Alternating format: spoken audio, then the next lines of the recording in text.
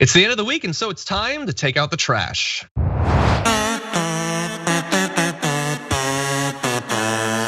Got your garbage can ready, everybody? I got mine. We've got some garbage for you, but first up, Brett, who's your garbage person of the week?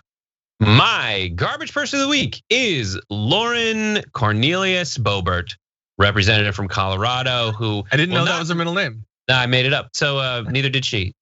She will never miss an opportunity to make a really, really stupid point about guns in America. Here's one. Colorado does have some of the most strictest gun laws. We have just about everything that Democrats are wanting to push nationally. And unfortunately, our state is showing that these do not work. Chicago is showing that gun laws do not work. And every time something like this happens, there's more knee-jerk reactions to legislate law-abiding citizens and restrict them from being able to defend themselves. In America, we see more deaths by hands, fists, feet, even hammers. And, are we going to start legislating that away? Are we going to be like these other countries who even ban knives? I mean, if hammers are the cause of more deaths than firearms, then maybe we need to start having background checks on hammers. I mean, look out, Black & Decker. We're already coming after manufacturers for firearms. Maybe you're next. I love that she makes essentially a slippery slope argument. And the slope on which that argument is based itself just flies out from under her.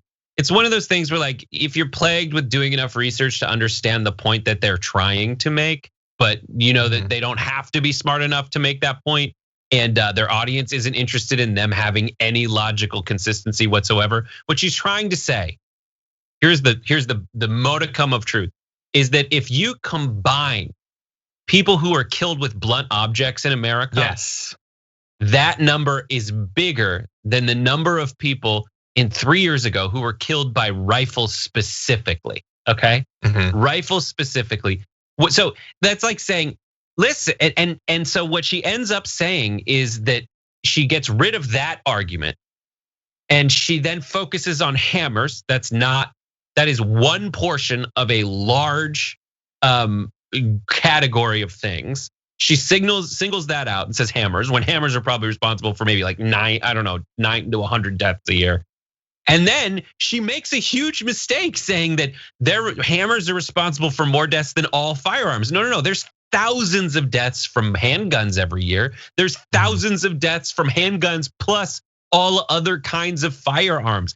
Your argument makes absolutely no sense. But I love how at the beginning she's like, she is combining a bunch of stuff together. She's like, if we die, more people, she doesn't get her own point. If more people die from hammers and guns and feet and shoes and lightning, and it's like, yeah, if you combine every kind of way to die together, you'll eventually get to a number that is higher than the thing you need a stat to be higher than. Yeah, and look, if her point was right, like. When you make a point, think about, wait, what if this was true? What if 50,000 people a year were being killed by hammers? I think we would and should look into that, actually. If that was the case, I would be fascinated to find out why that was the case. It's of course not. It's a terrible point. She doesn't even understand it. She doesn't, again, you understand your points and care if the points you're making are true when you care about the substance of the argument. When you don't, when fundamentally you're not here for the facts, you're here to protect an industry, then what does she care if the point that she's making is true or not? She doesn't know, she doesn't care. It is interesting, as many people have pointed out, that her background is far less like chock full of guns than it used to be. I'm sure that's going to come back at some point.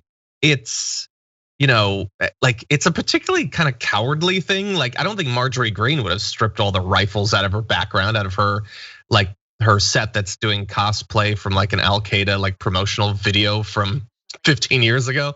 But she stripped it out because of the shooting, even though we have mass shootings all the time in Colorado. Were you not offended by the last big mass shooting in Colorado? Like, screw that one, but this one's enough to get rid of my guns. It's even grosser than that. For a lot of reasons, she's garbage. It's even grosser than that because for that shoot you're talking about, for lack of a better term, she added them for one thing. Totally. And then just the last, like piled guns. Yeah, like it doesn't fit, man. I get it. It's a little too much. It's like Brian Kemp when he had all the guns behind him pointed at a child in one of his ads. And there's one more tweet that's hilarious. I only have one little observation about. Here's what Lauren Boebert said about AR-15s and voting.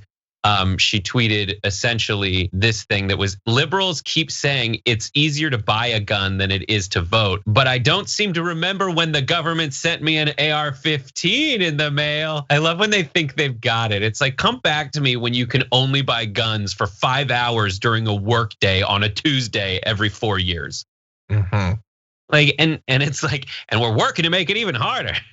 Yeah, like, and I'm actually working to pass a bill, Brett, that if there's a line going into a gun show and people hand out water, I'm sending those people to prison. So you don't get to feed or water the gun lovers. Anyway, the whole thing's ridiculous. Okay, that's some good garbage though.